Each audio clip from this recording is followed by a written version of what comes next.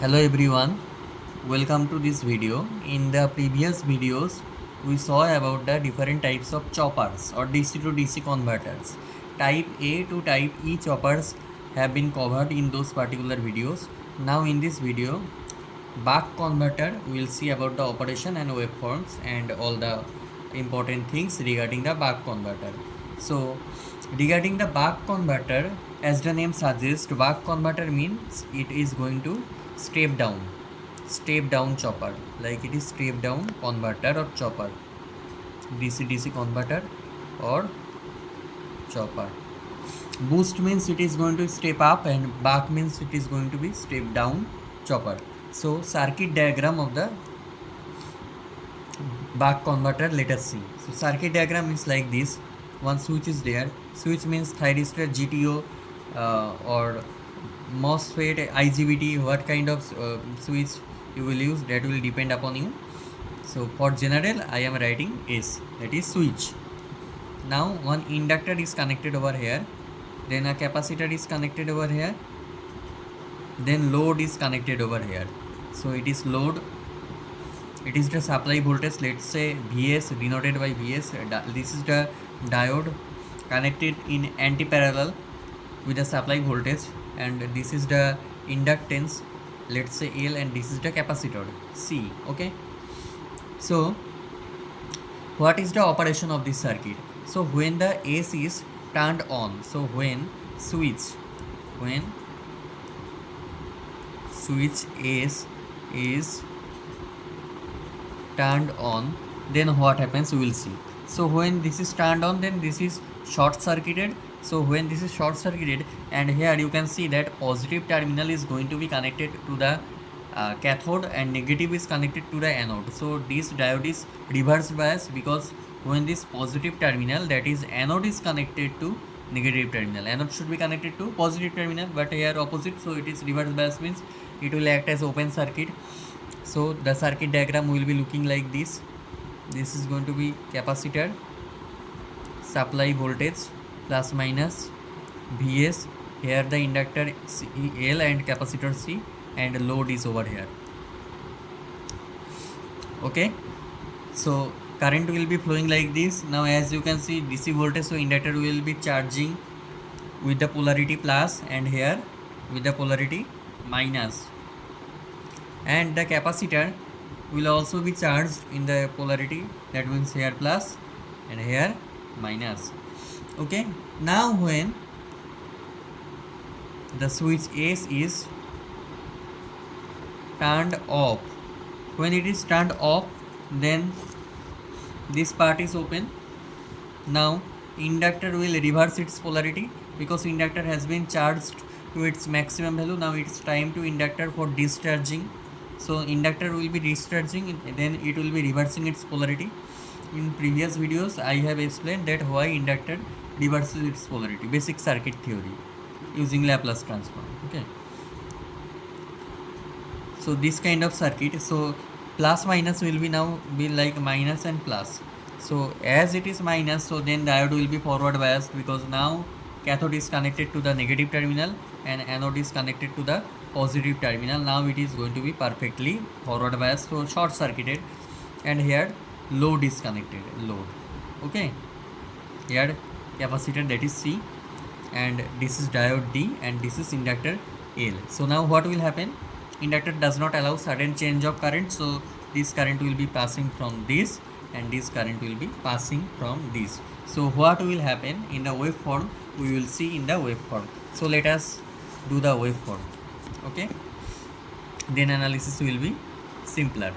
Okay, at first I am drawing the duty cycle or duty diagram. Okay, that means this time period we are considering, this is the on time period, that is T on, then T off, then T on, then T off, then again T on, this is also T on, and this is the off period, this is also the off period. Okay, now we will see about the inductor current, and we will also see about the capacitor current IC. Okay, so inductor, when it was on, inductor was charging, so charging of the inductor. When off, it was discharging, then again charging, then discharging, then again charging, discharging. This is voltage, so charging and discharging will happen, simple thing. Okay, now capacitor current. If you apply KCL over here, if you apply KCL, then this capacitor current is nothing but the inductor current minus this load current. So capacitor current IC is equal to this inductor current minus this load current. Now we are assuming that load current is constant. Load current is constant means it is straight line which is parallel to the x-axis or time axis. So if you subtract the IL, subtract the I0 from this IL, so this will shift to negative axis, so graph will be like this. Okay, this type of pattern. So this is the capacitor current. Similarly, this will move forward here. So let us analyze the important factors. That is number one, when the switch was in the on condition. So VL, then inductor across voltage was, when the switch was on, that means this kind of consideration, then this is output voltage V0. So if you apply KVL over here, so minus Vs plus VL plus V0 equal to 0. So what is VL? That is Vs minus V0. So VL is basically Vs minus V0 during the on condition, and IC, inductor current during the on condition, IL minus I0, and VL during the off condition. You can see during the off condition this is short circuited. Okay, so this is VL, so VL plus V0 is equal to 0. So VL is equal to minus of output voltage. Now here you can have one confusion that inductor reverses its polarity. So while writing the KVL equation, why I have not written it is minus VL, I have written plus VL, because the inductor voltage is measured as per the conventional direction, here positive, here negative. Like in the previous case, when the switch was on, then also I have taken into the consideration that this is positive and this is negative, this voltage is VL. So same voltage VL is over here, inductor is not changing, inductor reversing its polarity, but VL, the voltage is taken like this is positive, this is negative. It is reversing its polarity, that is correct. So but we are taking the voltage across this and this. So this terminal positive, this terminal negative, VL. So as per this that is taken into the consideration. So VL up, that is minus V out, and IC on or off, whatever it is IL minus I0. Now in the inductor case, you apply the volt second balance, and in the capacitor you apply the current or ampere second balance. So that is the average voltage across the inductor is 0. That means up to what range it will be charging, that range it will be discharging. Okay, so let's say it is stored in 40 kilojoule of energy, 40 joule of energy, so it will discharge then 40 joule of energy. Okay, so that is the charging discharging phenomena. So for inductor we will apply the volt second balance, volt second balance. So volt second balance is nothing but voltage during on period into time of on period, then plus V off, and time of period equal to 0. So V on, that is Vs minus V0, and T on, that is let's say the duty cycle is alpha. Duty cycle is alpha, is the duty cycle. So alpha is equal to T on by total time period, that on time divided by total time, that is going to be the duty cycle alpha. So the on time is nothing but duty cycle times the total time period. So alpha into T plus V of we have found that minus V0, and T of is nothing but 1 minus alpha into T. Okay, very similar. So T on can be written as capital T minus T of. So 1 minus T of by T. So 1 minus alpha you can easily get. Okay, so because alpha 1 minus alpha plus alpha, that is equal to 1, right? So the fraction, so T of, that is going to be 1 minus alpha into T is equal to 0.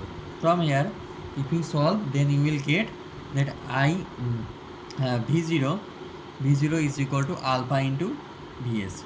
That means output voltage is equal to duty cycle multiplied by the source voltage. So alpha alpha that is very that lies basically 0 and 1, maximum value 1 and minimum value 0. So alpha into Vs, that is lying between 0 and Vs, so that is output voltage is less than the supply voltage. That means the supply voltage, that amplitude is going to decrease. Okay, so that is why it is called as the buck converter, or in the previous I have mentioned that step down, correct, step down converter. Okay, now if you apply the ampere second balance in the capacitor case, ampere second balance, average current that is 0, so I on into T on, similarly plus I off into T off, that is going to be equal to 0, correct. So I on, that is IL minus I0, and on time period, that duty cycle into total time period, plus I off, that is same IL minus I0, and T off, that is 1 minus duty cycle into total time period equal to 0. Now if you take IL minus I0 common, equal to 0, so IL is equal to I0. So the inductor current that is equal to the average, that is I0, output current. So in this waveform we are seeing that it is the minimum value, so it is I min, and it is the maximum value I max. So the average is nothing but IL, so IL is nothing but I0, so we can write it as I0, as we can derive over here. Okay, now another factor I will show you for this buck converter, very important. Okay, so VL during the on condition. Okay, VL during the on condition, that is Vs minus V0 we have derived. Now voltage across the inductor network theory, you know, L di dt, L di dt is equal to Vs minus V0. Okay, so L into, if delta is very small, delta t tends to 0, so derivative property, that is delta IL divided by delta t, that is in the on period. On period means alpha into total time period, that is basically Vs minus V0. Okay, so Vs minus V0, that is basically we are able to find the delta IL value.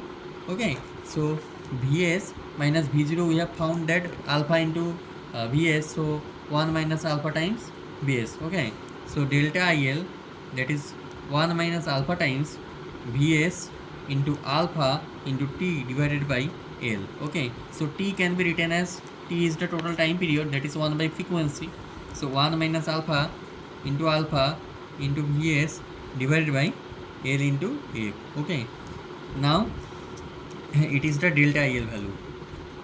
Now in this waveform, this is also delta IL, this is the delta IL, this is also the delta IL, this is the delta IL, basically the gap between the maximum and the minimum value of the inductor current. Okay, so this is going to be delta IL by 2, and this is also going to be delta IL divided by 2. So I max is basically the middle one value, that is IL plus delta IL by 2, and I minimum is also the middle IL minus delta IL by 2.